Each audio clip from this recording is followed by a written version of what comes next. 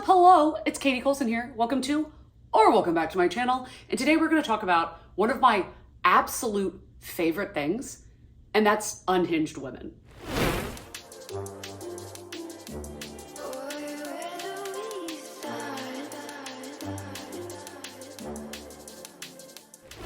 But seriously, have you ever read a book, watched a show, watched a movie with an unhinged woman? Because we need to be talking about it. This is like a new wave. We need to be talking about it. Now, I've read quite a few books with unhinged women. Now, you might be thinking this is going to be a good for her recommendations video, but it's not. I have a separate video for that, which of course, all of those characters are unhinged in some way, but this is specifically going to be the book recommendations with unhinged women where I wasn't necessarily rooting for what they were doing where I would be and did in the good for hers.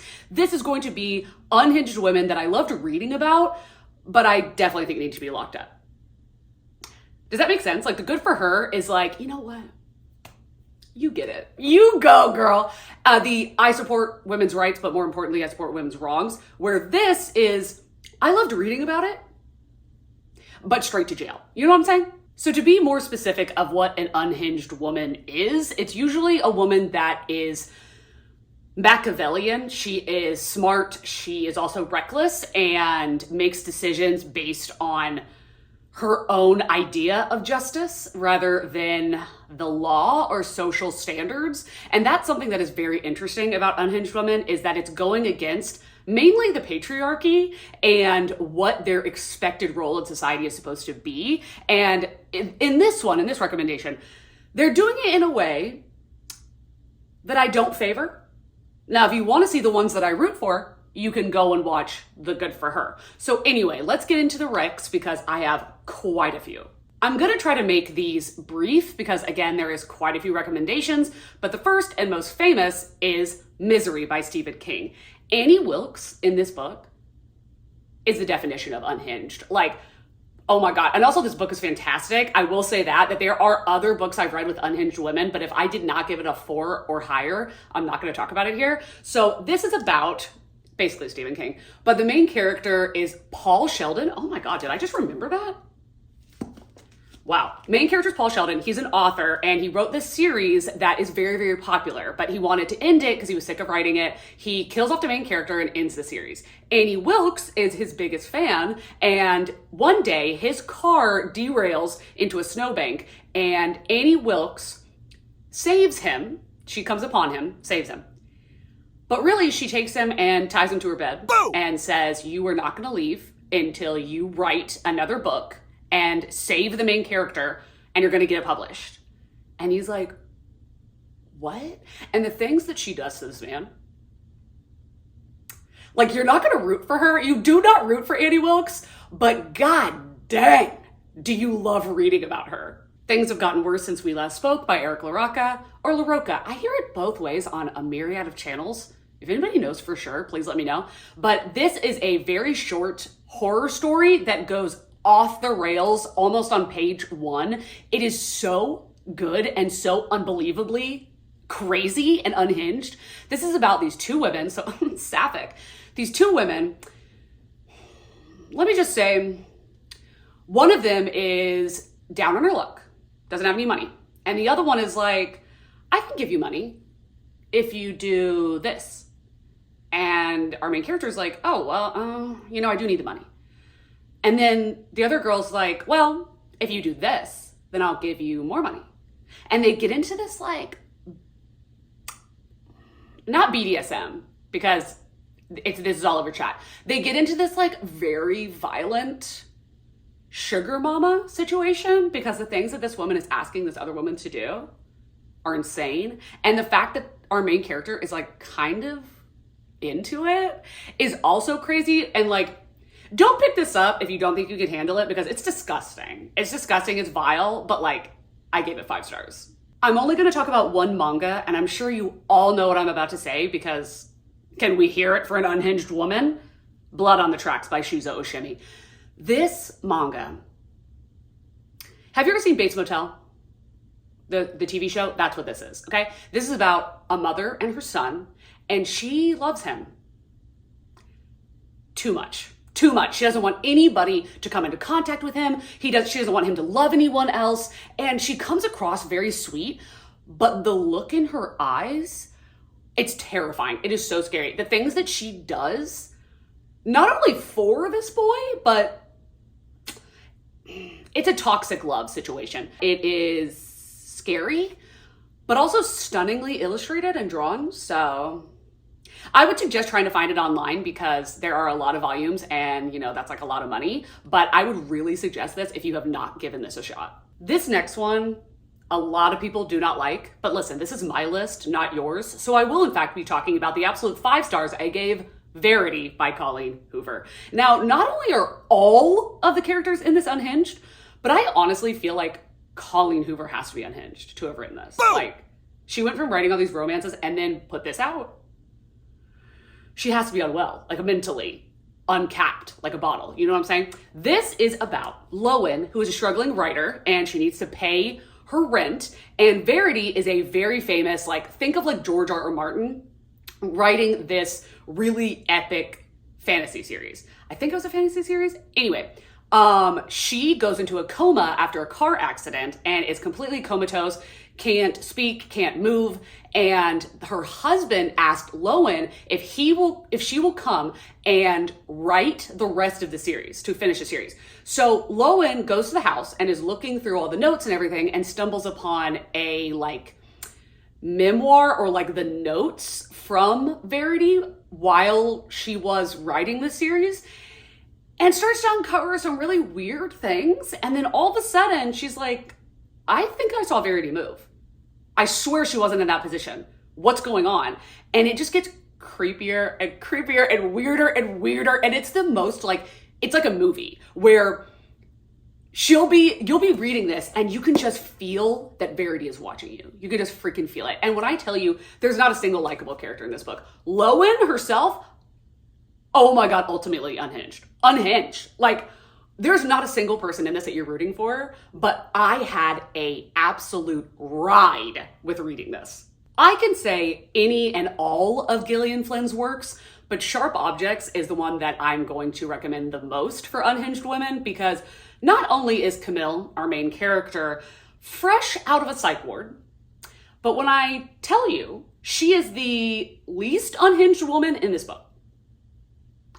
And she's definitely unhinged. Okay, this is about Camille, and she's a journalist, a reporter, and she is forced to go back to her small town that she grew up in to report on the death of preteen girls, that nobody can figure out what's going on. She goes and she has to stay in this like Victorian mansion with her mom, who is crazy, and her half-sister, who is crazy.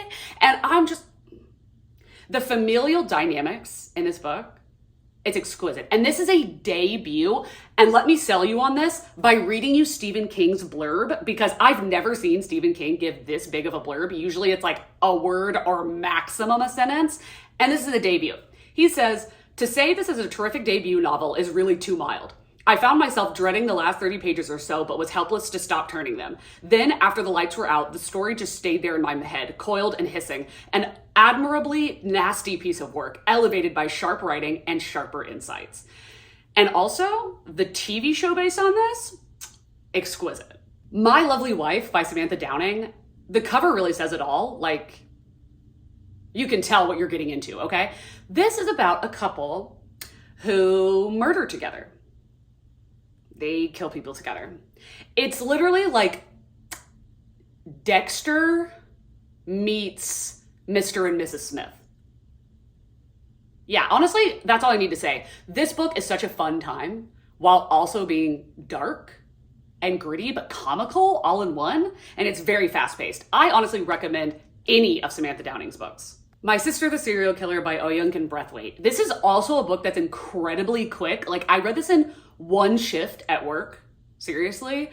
And this is one that I'm not putting in good for you, because I don't like the sister in this book, who is the one that's unhinged, but the book is great. And it's about this woman who, as a nurse, and her sister is very beautiful. And every time she has a boyfriend, they end up dying. And the sister will come and help dispose of the body and clean up after it, because she knows that her sister killed them. But her sister's like, oh my God, like he attacked me. Oh my God, like, he did this, he did that. But it's happened so many times that the sister's like, I think you're a serial killer. Like, are you okay? Because this seems like it's adding up, like it's tallying up, okay? And we're dealing with our main character having a crush on a man that starts dating her sister. And she's like, okay, do I support my sister's wrongs or do I save this man's life? It's really good. It's very fast. Definitely recommend. A Head Full of Ghosts by Paul Tremblay. This one's a little difficult to explain, but basically you are following a 14-year-old girl and an 8-year-old girl who are sisters. And out of nowhere, the 14-year-old Marjorie develops supposedly an acute schizophrenia. And the family keeps taking her to doctors and no one can figure out what's wrong with her, why this is happening. And it almost seems like she's possessed. And eventually they are running out of money because they can't watch her all the time and have jobs and then also paying for all this therapy and medical bills. So a film crew wants to do a little documentary on them because they think that Marjorie is possessed. So they decide to let the film crew into their house. Now you're getting all of these memories from the 8-year-old sister. The things that Marjorie is doing, demonic, unwell, demonic. But I don't want to spoil anything. So I'm going to stop talking there, but if you've read it, you know. The Writing Retreat by Julia Bartz. This is following a couple different authors who really, really want to get a publishing deal. And this really prolific author, this woman, invites several of them to come to her little mansion out in the secluded nowhere and say, you're going to stay with me for a month and you are going to write a novel. And whichever one is the best, I will give you a seven-figure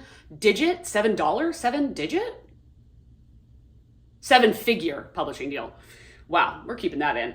And this is following a bunch of women as they are stressing, not sleeping, not eating, writing this book and kind of falling into mental disrepair, while also a bunch of shady shit is going on, and that's really creepy. And the woman who's running this, the author, the host,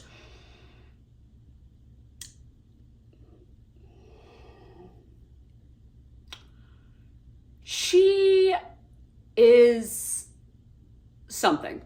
My Heart is a Chainsaw by Stephen Graham Jones. This is one where you go into it from page 1, sentence 1, knowing that the main character is unreliable, knowing that the main character is unwell. We're following a teenage girl who is obsessed with horror movies, obsessed. And if you love horror movies, I definitely think you would enjoy this, but she views everything like her world is a horror movie. And you're not sure if the things that she's seeing or hearing or experiencing are real or if she is changing them in her brain because she is mentally unwell.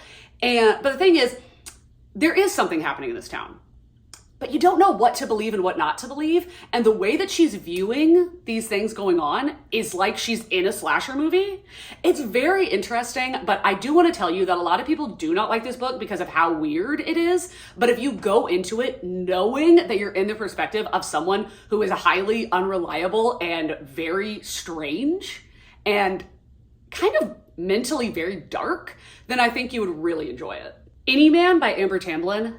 Not only is this going to be most likely my best book of 2023, I really cannot imagine something surpassing this, but it is very, very messed up, okay? Now, this is one where I'm telling you, you do not root for the woman at all. Like, she's so freaking unhinged. You do not root for her, though. So do not go into this thinking this is a good for her. Not even a little bit. This has a lot of trigger warnings. Look into it, please. Do not go into this blindly. I went into it not knowing what it was about, and it kind of scarred me, to be honest. But you are following a group of men from different walks of life, different ethnicities, weights, ages, all this different stuff, different levels of wealth or poverty. And there is a serial sexual assaulter that's a woman, and she essays men. Doesn't matter who they are, just that they're men. And the way she does it is so insanely brutal. And the way that she goes about her anonymity is abject terror. It is insane. So like, yes, this is an unhinged woman and it is a fantastic book, but please do not think I recommended this as a good for her because I did not. Just Like Mother by Anne Heltzel is one that I can't say too much about because I'm not sure what is considered a spoiler and what's not. So sorry that I will be very vague, but this is about Maeve and Andrea, who are cousins, and 20 years ago, they escaped from a cult. Now, we're following them now when they have not spoken in 20 years. They get back together, meet each other, and Andrea is running a fertility clinic of sorts, and she makes a bunch of money. Maeve needs money, and Andrea's like, come and stay with us. Come and stay with me and my husband. But this fertility clinic is not what it seems. And it's spooky ooky.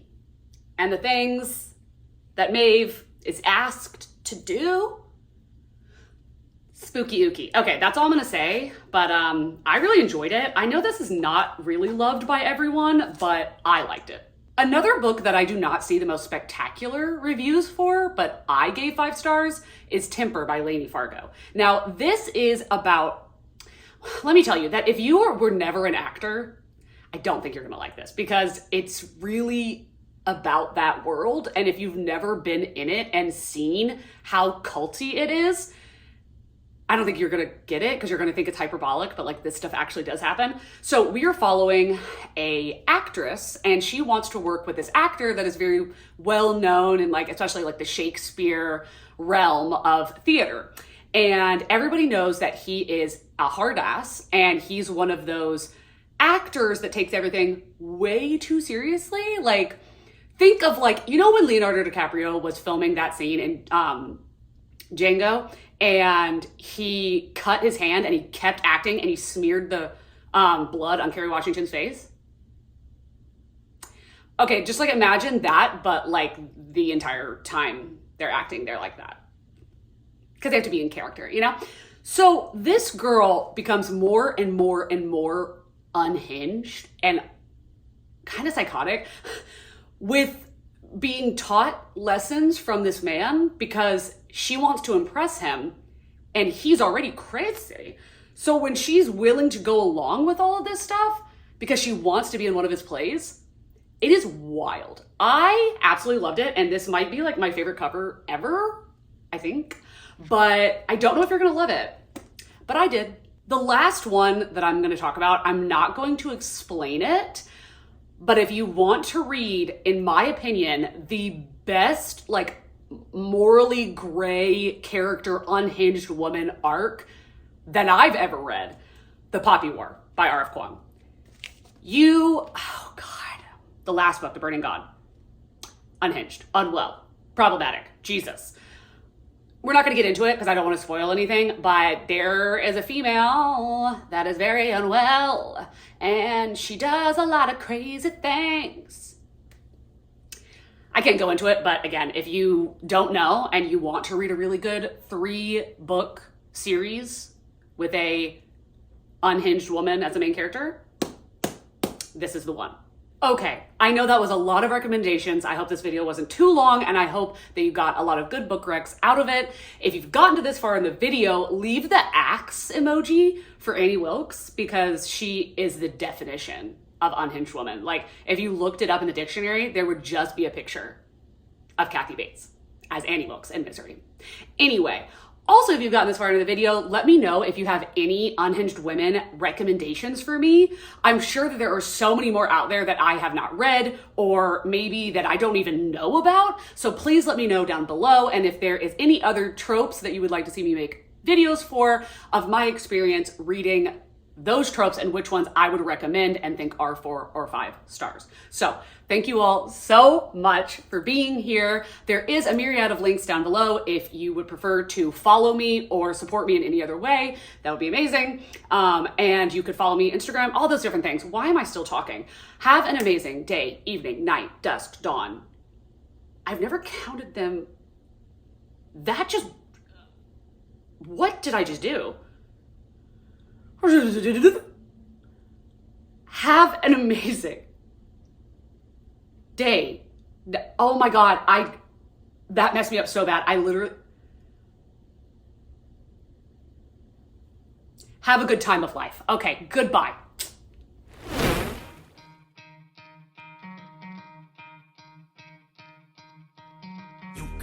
play, but you're never gonna beat me. Look the other way, what I'm doing ain't easy. Bloody hands stained from the people who deceive me. Muddy hands break through the chains, go free me. Looking for change, looking for pain, pulling a mob, pushing a train. I'll never stop, stick to a lane, pick up the pieces and go rearrange.